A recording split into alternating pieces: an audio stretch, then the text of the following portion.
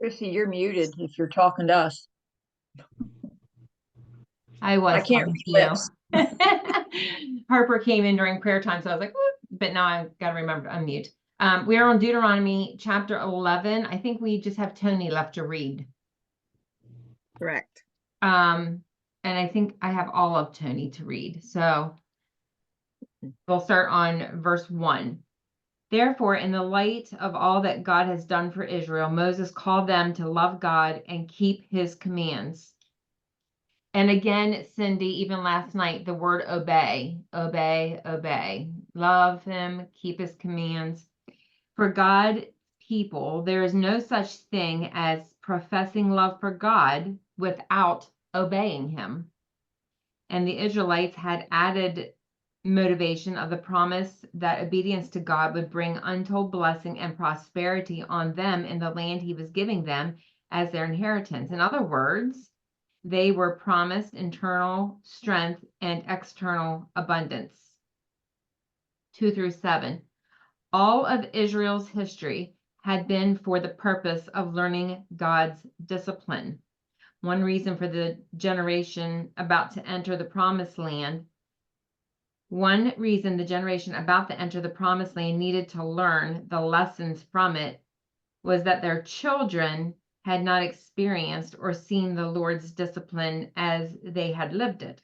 This mention could refer not only to the children in their tents at the time, but to future generations who would need to learn the lessons of faith. Moses delivered a brief history lesson, beginning with Israel's deliverance from Egypt, where God's greatness, strong hand, and outstretched arm decimated Pharaoh and his army. Then he singled out the sin of Dathan and Abiram, who joined in the rebellion of Korah. On that terrifying day, the earth opened up its mouth and swallowed them, a judgment Moses said his hearers had witnessed firsthand. Verses 8 and 9. This was a huge contrast to the bright future that awaited Israel in Canaan if they would love and obey God with all their hearts. Moses may have singled out Dathan and Abiram as examples of disobedience because they blamed Moses for dragging them out of Egypt, a land flowing with milk and honey. This was a deliberate dig at God's promise to lead his people to a land flowing with milk and honey. Oh, I never thought about that they used that word almost mockingly of what God said, or that phrase, flowing with milk and honey. So it says in Numbers 16:13, and then it says this was a deliberate dig at God's promise to lead his people to a land flowing with milk and honey in 11:9. If you refer to a land in which you were enslaved as a land of blessing, your moral compass is defective. That's a good point. Say that again. If you refer to a land in which you were enslaved as a land of blessing, in other words, if we said, well, our past life was better than our life with the Lord, if you refer to a land in which you were enslaved as a land of blessing, your moral compass is defective. Okay, thank you. Oh my gosh, I would never want to go back to my old life.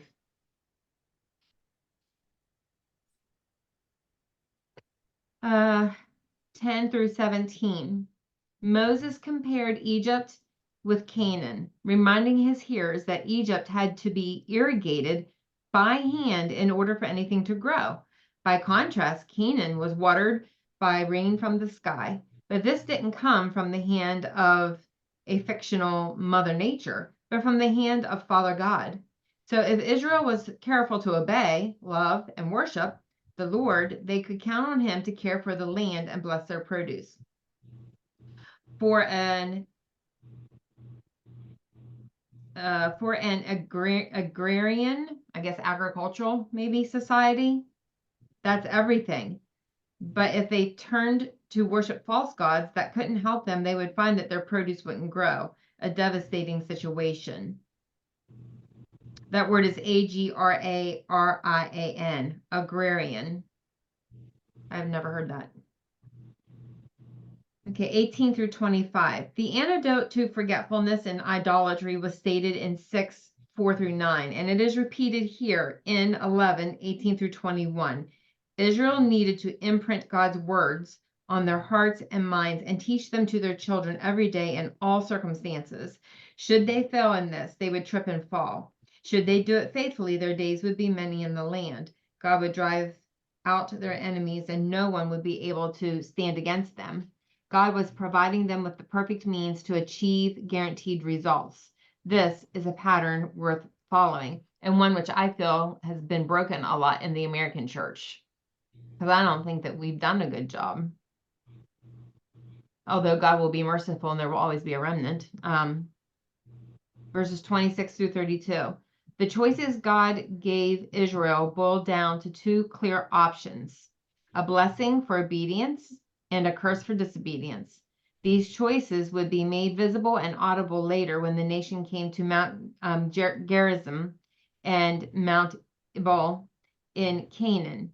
There they would proclaim the blessings and the curse. He gives several references, but here Joshua 8, 30 through 35 might be a good place because we were discussing all the tribes yesterday. Like a parent teaching a child an important lesson yet again, Moses cautioned the Israelites to be careful to follow all the statutes and ordinances set before them. The end.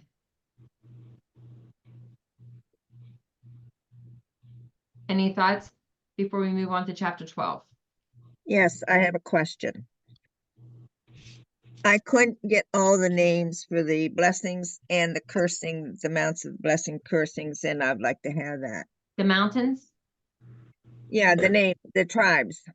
Oh, well, what we think we figured out yesterday, the ones with the blessings that were named were Simeon,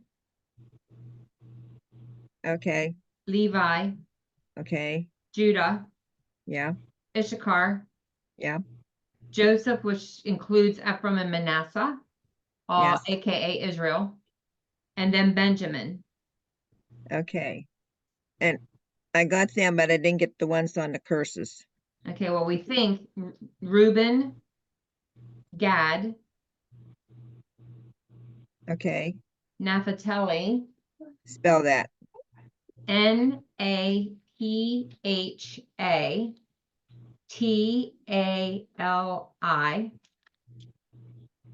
Okay, Dan. okay, I had a question mark on Asher, okay, and I also had a question mark on Zebulun. What do you okay. want to go on with these? These go on those dry erase papers. I spell Zebulun. Zebulun. Show Grandma what you're going to use those on. Okay, thank you. You're welcome. Do you have to pee? Are you sure? Show me what you're going to make rainbows on, though, because you have to have the dry erase papers for these. Do you want to wait till Grandma's done?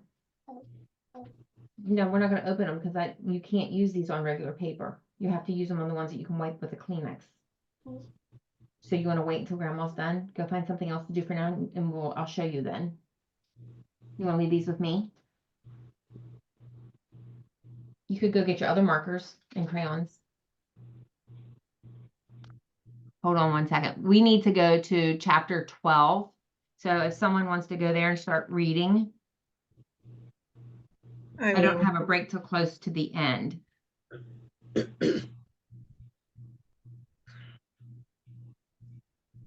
I'll read and then I'll pass it on. Okay. These are the decrees and laws that you must be careful to follow in the land of the Lord your God, of the land the Lord, the God of your ancestors, has given you to possess as long as you live in the land. Destroy completely all the places on the high mountains, on hills, and under every spreading tree, where the nations you are disposing worship their gods.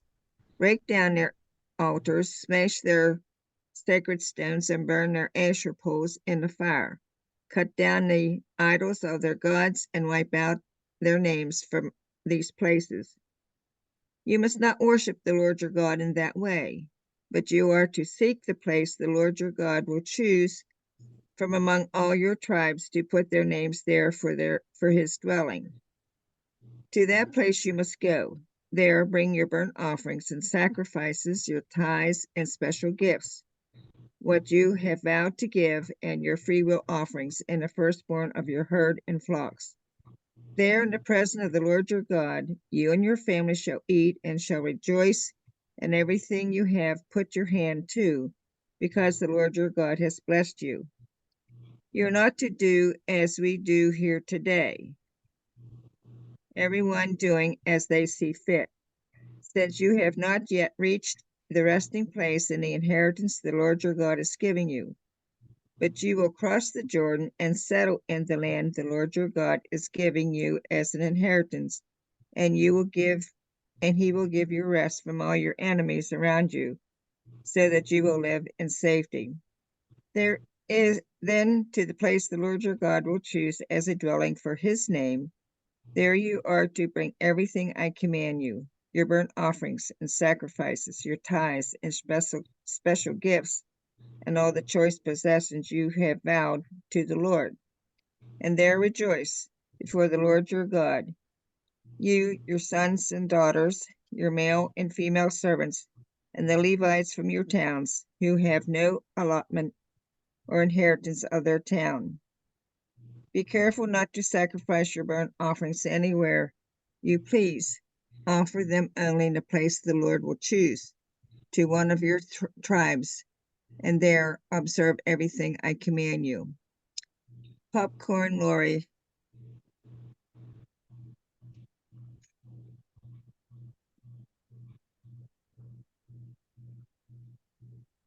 But you may butcher your animals and eat their meat in any town wherever you want. You may freely eat the animals with which your Lord your God blesses you.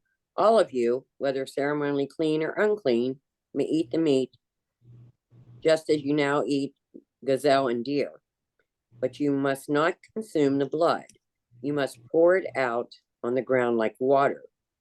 But you may not eat your offerings in your hometown, neither the tithe of your grain, the new oil, new wine, and olive oil, nor the firstborn of your flocks and herds, nor any offering to fulfill a vow, nor your voluntary offerings, nor your sacred offerings. You must eat these in the presence of the Lord your God at the place he will choose. Eat them there with your children, your servants, and the Levites who live in your towns, celebrating in the presence of the Lord your God in all you do. And be very careful never to neglect the Levites as long as you live in your land. When the Lord your God expands your territory as he has promised, and you have the urge to eat meat, you may freely eat meat whenever you want. It might happen that the designated place of worship, the place the Lord your God chooses for his name to be honored, is a long way from your home. If so, you may butcher any of the cattle, sheep, or goats the Lord has given you, and you may freely eat the meat in your hometown as I had commanded you. Anyone, whether ceremonially clean or unclean, may eat that meat just as you do now with gazelle and deer, but never consume the blood, for the blood is the life, and you must not consume the lifeblood with the meat. Instead, pour out the blood on the ground like water. Do not consume the blood, so that all may go well with you and your children after you, because you will be doing what pleases the Lord. Take your sacred gifts and your offerings given to fulfill the vow to the place the Lord chooses. You must offer the meat and blood of your burnt offerings on the altar of the Lord your God. The blood of your other sacrifices must be poured out on the altar of the Lord your God, but you may eat the meat. Be careful to obey all my commands, so that all will go well with you and your children after you, because you will be doing what is good and pleasing to the Lord your God. When the Lord your God goes ahead of you and destroys the nations, and you drive them out and live in their land, do not fall into the trap of following their customs and worshiping their gods. Do not inquire about their gods, saying, How do these nations worship their gods? I want to follow their example. You must not worship the Lord your God the way the other nations worship their gods, for they perform for their gods every detestable act that the Lord hates. They even burn their sons and daughters as sacrifices to their gods. So be careful to obey all the commands I give you. You must not add anything to them or subtract anything from them.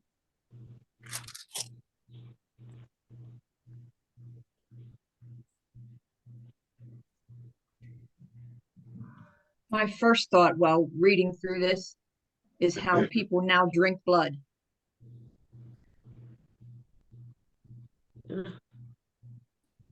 Ew.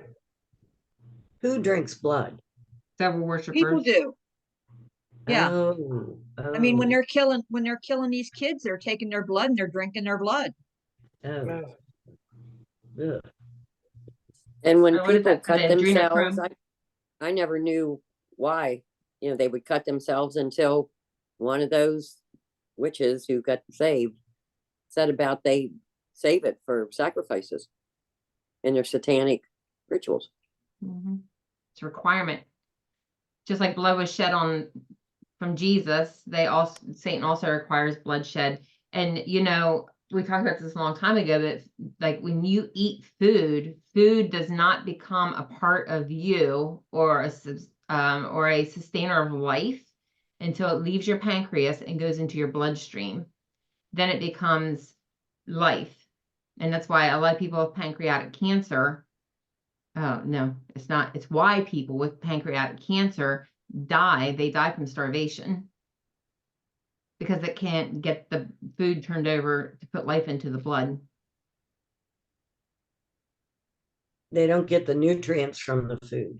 But the pancreas is what does that, yeah, Okay. and puts it into the blood to give them life. The blood is the life. The pH of the blood isn't exactly right, you're dead. Ooh. Your body is always, always, always fighting to keep you alive. But here again, like these people are killing their sons and daughters in the fire to their God, thinking they're doing the right thing. So like how severely misled we can be under the wrong teaching and belief systems.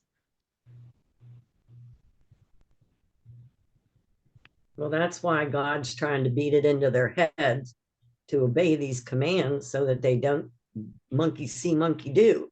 Yeah.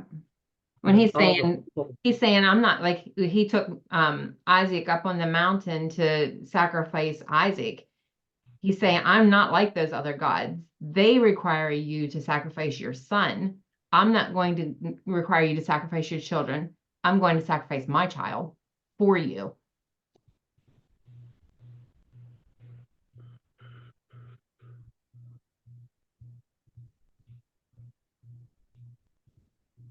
All right.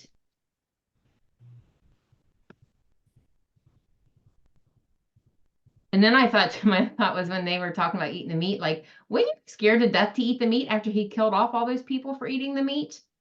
When he got mad at them in the desert and they, like, I'd have been like, do I really want to eat the meat? Is this a trick question? Yeah. Yeah. I have a little side note here in my Bible for 1 through 7. It says Jesus expands the place of true worship. The place of worship in the Old Testament was extremely important. The presence of God rested on the place he chose. Unlike the false places of worship, there were creations of cultures surrounding the Israelites. God commanded that true worship would occur only in the place he designated. In these verses, Moses contrasted the false places of worship so prevalent at that time with the place of true worship chosen by God. The permanent means of access to God was found in the tabernacle, while Israel wandered in the wilderness and for many years after settling in the promised land and later in the temple in Jerusalem. The place of true worship is just as important today as it was at that time. But God has expanded the reality of place. In Jesus, the place of worship is no longer limited to a specific physical location. John 2:18-22. Now the Spirit of God dwells within believers, and our bodies serve as the temple of God. 1 Corinthians 6:19.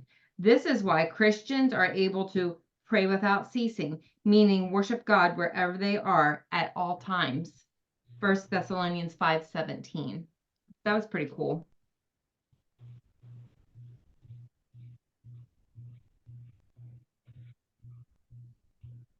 All right, Cindy, whenever you're ready with John.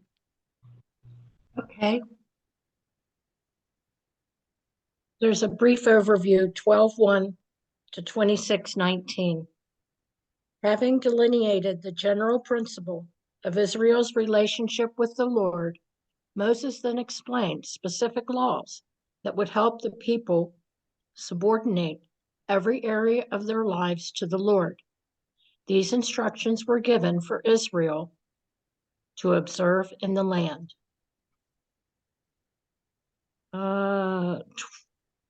Overview 12:1 to 16:17. The first specific instructions that Moses gives deal with the public worship of the Lord by Israel as they come into the land. Brief overview 12:1 to 32. Moses begins by repeating his instructions concerning what to do with the false worship centers after Israel had taken possession of the land of the Canaanites. They were to destroy them completely. 12:2. The high mountains, hills, every green tree. The Canaanite sanctuaries to be destroyed were located in places believed to have particular religious significance. The mountain or hill was thought to be the home of a god, and by ascending the mountain, the worshiper was in some symbolic sense closer to the deity. Certain trees were considered to be sacred and symbolized fertility, a dominant theme in Canaanite religion. 12:3. Their altars, pillars, wooden images, carved images. These were elements of Canaanite worship, which included human sacrifice. If they remained, the people might mix the worship of God with those places. 12:5. The place where the Lord your God chooses.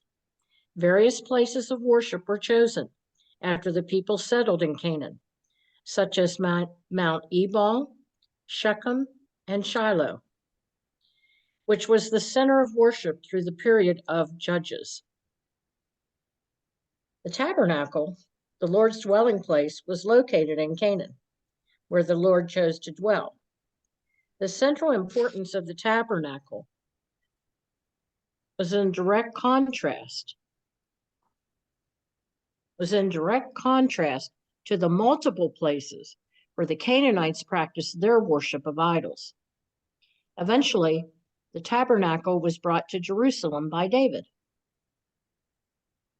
12:7. Eat, rejoice. Some of the offerings were shared by the priests, Levites, and the worshipers. The worship of God was to be holy and reverent, yet full of joy. 12:8. Every man doing whatever is right in his own eyes. There seems to have been some laxity in the offering of the sacrifices in the wilderness, which was not to be allowed when Israel came into the promised land. This self-centered attitude became a major problem in the time of Judges. 12:15. Slaughter within all your gates. While sacrificial offerings were brought to the appointed centers for worship, as well as the central sanctuary, the killing and eating of meat for regular eating could be engaged in anywhere. The only restriction on eating non-sacrificial meat was the prohibition of the blood and the fat. 12:17-19. All sacrifices and offerings had to be brought to the place chosen by God. 12:21. If the place is too far. Moses envisioned the enlarging of the borders of Israel according to God's promise. This meant that people would live further and further away from the central sanctuary. Except for sacrificial animals, all others could be slaughtered and eaten close to home. 12:23, the blood is the life. The blood symbolized life. By refraining from eating blood, the Israelite demonstrated respect for life and ultimately for the creator of life. Blood, which represents life, was the ransom price for sins. So blood was sacred and not to be consumed by the people. This relates to atonement in Leviticus. Paul as well in 2 Corinthians gives the same exhortation. 12:31, they burn even their sons and daughters. One of the detestable practices of Canaanite worship was the burning of their sons and daughters in the fire as sacrifices to Moloch, Molech. 12:32, you shall not add nor take away. And that's it. Interesting. I wanted to look something up. We went and saw Ghostbusters last week, and the one ghost, the main ghost, represented Moloch. Did it say that in the movie? No, if you don't know what Moloch looks like, you wouldn't know. Hang on here, I'm bringing up a picture. See how he has those horns? Yes. You go look up Ghostbusters, and I don't know if you'll be able to see it or not, but the main ghost look like this. And I thought that was interesting because if you didn't know what Moloch looked like, you would just thought it was a movie. Stan, I left her and we're like, well, that was another Hollywood evil movie. Introducing ideas.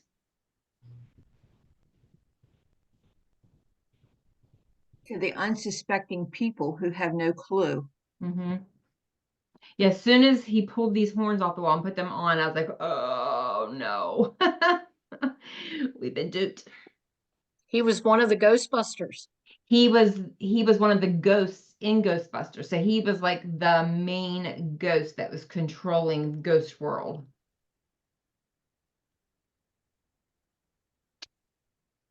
I just wanted to mention that Rabbi Jonathan Kahn talks about a lot of these things. He was talking about the arch that was built in New York City to Baal. Mm-hmm. And he also talked about Obama when he was president. He built some kind of stadium. I honestly don't remember the details, but it was like summoning demons. I mean, we're just so unsuspecting in this country. But he's a really good resource. And I think there's another person, Brenda Cassie. She's in New Albany, Ohio. Her husband's Gary Cassie. He's a pastor. And she too wrote a book. I didn't read it, but very similar to what Rabbi Jonathan Kahn talks about. All these things going on in society that people really need to know about.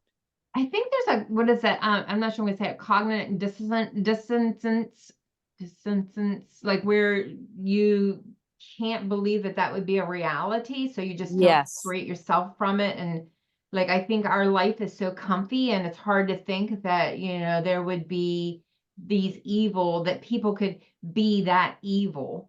Yes. Or be that unfeeling, or that, we were talking about it yesterday. I don't want to start on it again, but, just to me, if you can rape a child, you are serving Satan. Absolutely. I have no, you can't do that and take pleasure in that and not have evil.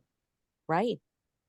Marie, can you spell his name? Rabbi what? Rabbi Jonathan Kahn. I think it's CAHN. And he's out of Wayne, New Jersey. He has a messianic congregation there. But he's very well known. He's written quite a few books. The first one I became aware of was The Harbinger. But he's written so many books. One where he made all these correlations between, I don't want to get political, but like Hillary Clinton having the Jezebel spirit and Trump being like Jehu, the wild chariot driver, but he was actually a good person. I mean, he's just remarkable. But I don't know the name of that most recent thing. I'll find out and I'll let you know. The one Cognitive. where, Go ahead. oh no. Just I'll find out about that one and the one that Drenda Kasi also wrote, because they're both, I really think they're important for us to be exposed to. Cognitive dissonance is the discomfort a person feels when their behavior does not align with their values or beliefs. So cognitive dissonance is a psychological phenomenon that occurs when a person holds two contradictory beliefs at the same time. So what's the difference between that and conscience? Well, it's like, you know, this is happening, but yet it doesn't align with, you know what I mean? Like, so we just separate from it. Like, I think that, you know, like for me as a parent, if someone would have told me when my kids were little that the vaccines were bad, I'd have been like, but like my belief system is that the doctor's telling me the truth, and they're, you know, and surely they test these and surely they're not hurting kids, or they wouldn't be putting that in, you know what I mean? Like I separated from that, but then there got to a point where I got enough information that my beliefs started to change and line up with what I was hearing. So I don't know, like it's the belief system.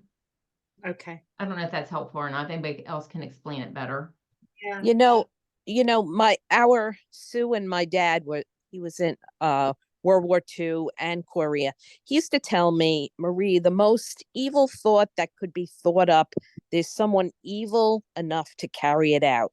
So I grew up with that. Not that just like you, Chrissy, I couldn't plug that into every aspect of my life, but I guess with age and experience and honestly wisdom from God, you know, I'm hypercritical of most things nowadays. I almost have to vet it for myself. Well, I think what we learned in Jude last night too was that us remaining in God, we are in the palm of his hand. He will keep us. And as long as we remain in him, whatever is going on, he will work out in our best interest. And I thought about that with Joseph this morning as we were listening to Crazy Man. You know, when Joseph's brothers, when he finally revealed who he wasn't like, ooh, look who I am. I'm second in charge of Egypt, and look what you did this, but I got this, and look who he didn't do that at all. He was very humble and just recognized it was part of God's plan. And there's always something to learn.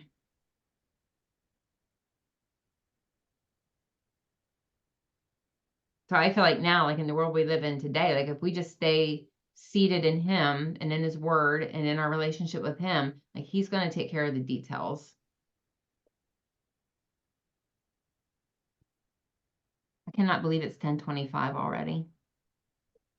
Do we want to hold off on Warren Worsby and Tony Evans till tomorrow? Yeah, Worsby's pretty long. Yeah, Tony is too, so I don't think I can get through it in 5 minutes. All right, I'm just gonna circle that to remember. All right, any other thoughts before we conclude? All right, this concludes the reading of God's word for today, and we'll pick back up tomorrow, chapter 12, reading Worsby and Tony commentaries.